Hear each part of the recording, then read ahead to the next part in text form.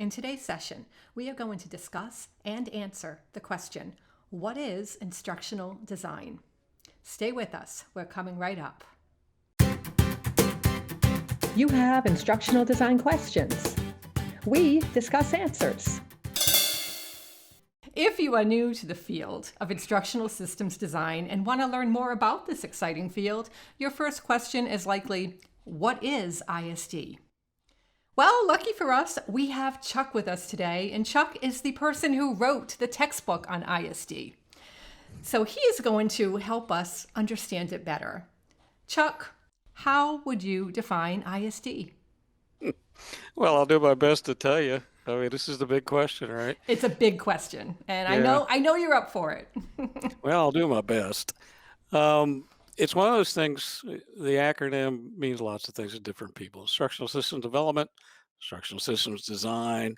Um, in a new book that I'm writing, I think I have over 100 different ways that people describe this.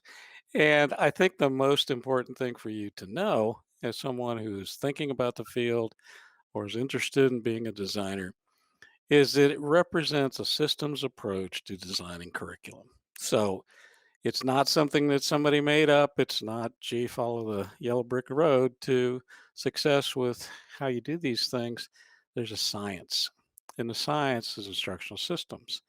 And it all goes back to systems theory and this whole notion of all the related parts and the parts are greater than the whole and all the things that you want to think about systems, but it's true. And it's true, especially in instructional design. If you don't have a system or a way to systematize this process, you'll wander off the path and everything you do will not be as good as it could be. And this is really, how do I want to say, it's so apparent when you come from teaching in other ways and you've never used instructional design, that you've never thought about the science of this and how all these parts relate.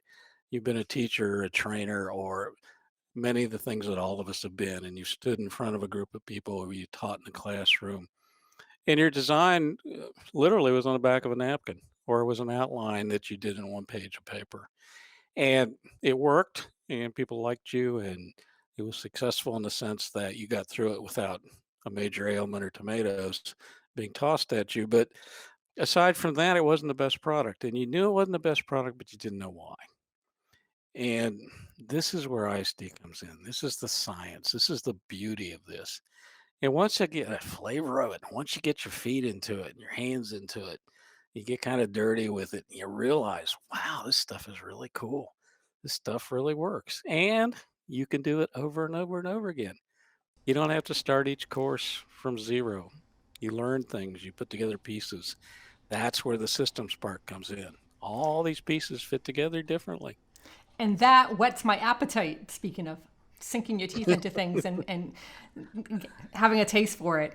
That right there whets my appetite. The fact that it is a system, you can replicate it, and it's not something that is guesswork. It is something that is true science. And if you follow it, it will help guide you. It will guide you down the path. And the thing that you learn after you do this for a while is each course is different, each population is different. All the variables are different, but the process is reliably the same.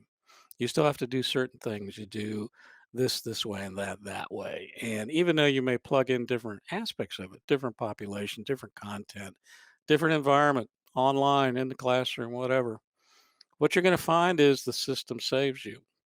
And this is the thing that's amazing about the recent changes in education and training. This whole notion of everything going to distance learning and K-12 is no longer in the classroom for a period of time. And all the universities and higher ed folks are now doing things at a distance. For designers, this was nothing new. There was no new stuff here. We've been doing this for a long time. And my first distance education course was in 1988. And okay, yeah, it was primitive, and by today's standards, with a 1200 baud modem, it wasn't the best course. I guess that's a nice way. Were there even It, modems back then? yeah, it was 1200 baud. It was the size of a Wow. bread basket. They made that weird sound, that modem sound when it collects Oh, yes, all the absolutely. information and burps it back to the telephone line. But So you used distance education back in 1988. I was the Huh. first one in the DC area to have a distance learning course. It was by email, believe it or not, but it was distributed learning. Wow. And I had to put it on a computer in a lab that we didn't use during the day because they wouldn't give me a dedicated computer to put this on. So at night, I would put up all this information on this server and people could dial into it and get courses down on email. So this is nothing new. And this whole notion of, okay, folks weren't prepared emotionally for what happened, but designers were more than prepared. We've been doing this for a long time. And moving courses from classroom to online, there's nothing new here. There's nothing new. I mean, the population is a bit different because there's more stress involved with the sudden change in the way people look at things. And I'm no longer in a classroom. I'm now sitting in front of a computer that doesn't work very well. And, all the things that are variables there. But the system has been doing this for a long time. And, when you think about it, that's kind of reassuring, I would think. Absolutely. There is something to be said. There's a comfort level in familiarity, and knowing that this has been a tried and true system for me puts a lot of faith in it. The people viewing this video, I'm going to suspect they are new to this field. And what can you tell them about this field that maybe they don't know? Like, so in other words, what would an ISD person, what would their work look like? What kind of opportunities are out there for ISD people? Where are ISD people working? Well, good questions. Let's start with the overarching depth and width of this field. In the United States alone, there's over $100 billion worth of money that goes into training and education on the corporate nonprofit side, out of K-12, just in those worlds. And designers are doing the bulk of that work. So I don't know a number on designers. I'm guessing it's over 100,000 people are involved in instructional design in this country in one way or another. So that's designers, that's artists, that's photographers, that's people that write code, that's all kinds of people. And what you do as an instructional designer depends on the specific situation. Sometimes you're a one person shop and you will do everything. You will write all of the materials, the objectives, the design plan, all of those things. You might even actually do it in implementation. You might be the trainer, you might be the teacher, facilitator. In other shops, large shops like in the military, large corporations, large nonprofits, there are very large departments that do this work. There could easily be 20, 30, 40, 50 people in the instructional design department, and they will do different things. You'll have managers that manage the process. You'll have designers that do nothing but analysis. You'll have people that do nothing but come up with quizzes and tests. They look at evaluation. So, where you are in the process, your level of skill, and what you want to do will really determine what you do in the field. So, it's really unlimited. And people don't realize the scope of this until they get into it. And their eyes just pop because it's the best kept secret. It really is. Nobody knows what ISD is. In fact, I used to give advice to new designers to never tell anybody what you do. Tell them you're in training or education or work at a university. Or if you tell them you're an ISD or an instructional designer, watch the eyes glass over. And I used to joke, I said, never tell anybody at Thanksgiving that you're into ISD because your family will never talk to you again because they have no idea what you're talking about. So That's hilarious. it's it's just one of those things. It just does not have the name recognition until I would say the last 10, 15 years. And now people start to understand instructional design, ISD, or something special. Hmm. And people want degrees in it, and people want that title, and they want to work through it that way. So if you look at the job announcements, instructional designer, instructional designer, instructional designer. And this is what it is. You work in this field.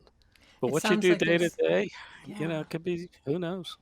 Sounds like there is so much opportunity for somebody who is looking for maybe a career shift, who has all of the skills that you were talking about, photography, graphic design, even project management to a certain extent, I would think, and analysis. And there's just an opportunity for for so many different, a variety of different skill sets. So that's exciting. Well, the thing about it is, once you learn systems and once you learn to work within a system, you can do anything you want to. And what I always tell students is once you learn this, once you're familiar with how parts connect and how they impact each other, you can go on and work in any field you want to and be successful because you're going to go in with a different mindset than what most people do. And I've seen designers that quickly move to the top of their organizations and not just within the design function, but they end up in a C suite or they end up doing different things because they're systems people. They can say, here's our problem, here's the associated parts, how do we fix this? If we tweak this, what happens to that? If we hit A, does C move? And all of these things are systems. So not only is instructional design great for what it does on the face of it, which is design curriculum and programs and what have you, it's also great as a mind exercise for you to start to think about the larger context of what's going on. So if you can think about systems, you can think about anything. Yeah, that's really exciting. And I understand somewhat what you're saying in terms of, as a new student of ISD myself, I'm learning how to look at things differently in terms of processes. And I cannot even tell you how much it has helped me to grow in my professional job as a video producer at UMBC.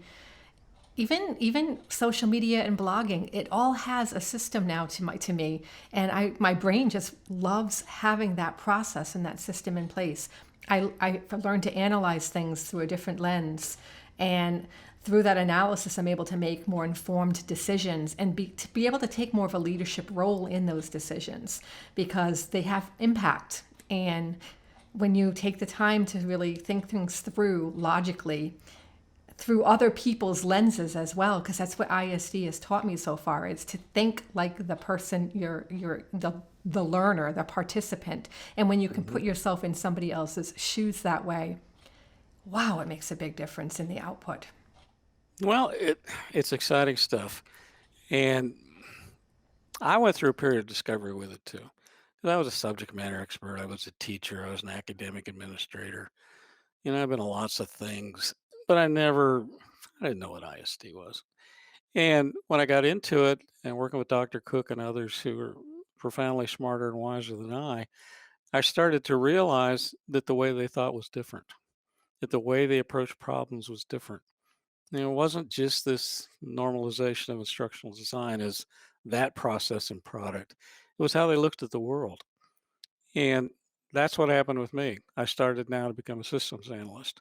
So even if I was driving my car up to campus as a student, I would look and I would say, okay, well, that happened. Now this is going to happen. And okay, I'm going to be late because this happened, but that happened because that happened.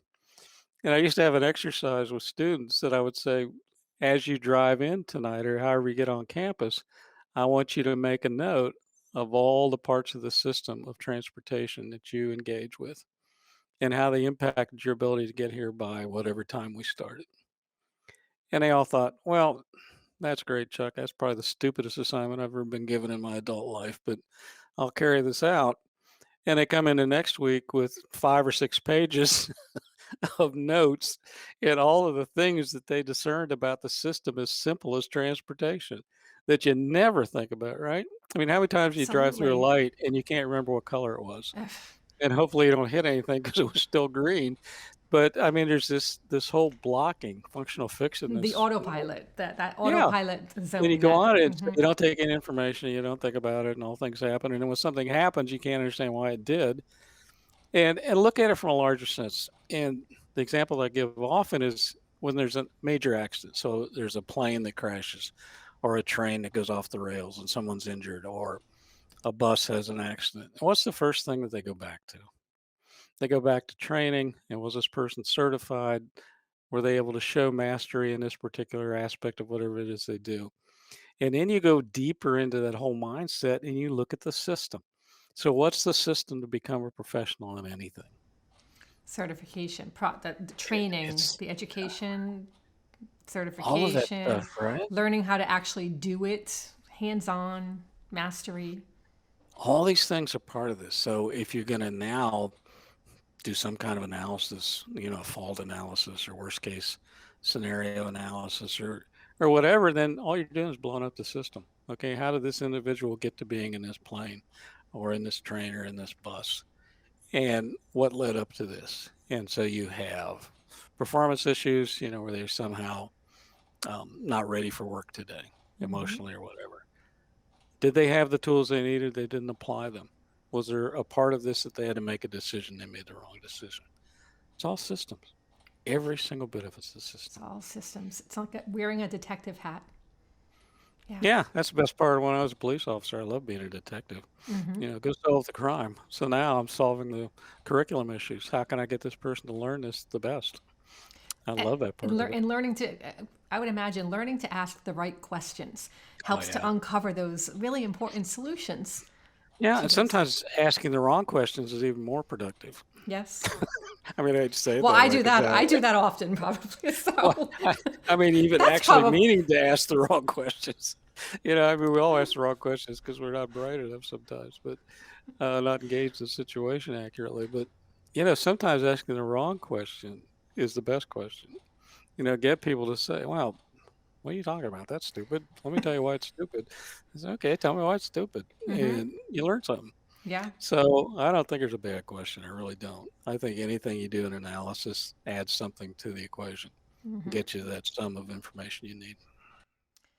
This has been a very insightful conversation, and I hope that everyone listening has learned a little bit more about instructional systems design and the wonderful world, the exciting field of it. Chuck, you've opened my eyes, and I'm sure you've opened everybody else's eyes, so I thank you for that. And I thank everyone for tuning in. Please subscribe to our channel so that you can receive notifications when we have new content, which we put out weekly. And we'll do live sessions as well, some live Q&As, some real-world case studies. And we're going to have some really amazing interviews with ISD experts. So stay tuned, hit the little bell to subscribe so you get those notifications. And we'll see you soon. Thanks. Thanks.